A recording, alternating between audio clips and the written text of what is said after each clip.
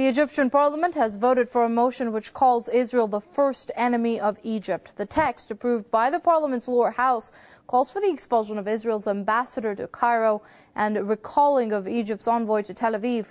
Lawmakers also voted for a halt to natural gas exports to Israel and called on the government to revise all of its agreements with Tel Aviv. The parliament is dominated by lawmakers from Islamic parties. Egypt used to be Tel Aviv's closest Arab ally under ousted dictator Hosni Mubarak. However, anti-Israel sentiment has sharply increased after the revolution in 2011, which toppled Hosni Mubarak. Last year, protesters staged several rallies outside the Israeli embassy in Cairo, some of which turned violent.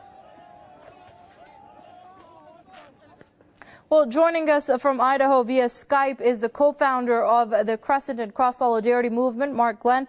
Many thanks for joining us here on Press TV. Now, how significant a diplomatic gesture is this in terms of the rise of a new post-Mubarak Egypt, in your opinion?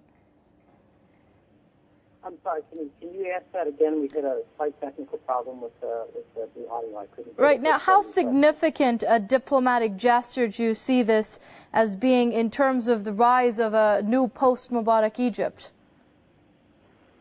Oh, I think it's extremely important. Generally speaking, throughout history, whenever countries cut off diplomatic ties with each other, that basically says, we don't want to speak with you anymore. I think that this is extremely significant, particularly in light of the fact that Egypt is the first Arab country to sign a peace agreement with Israel and to recognize her as a political entity. So in that regard, it is extremely significant, and I can only hope that those in power in Egypt will follow up with this by forming powerful alliances with countries such as Russia, because the United States obviously is not going to help these people out if they're not going to honor the peace agreement with Israel, the 1979 Camp David Accords.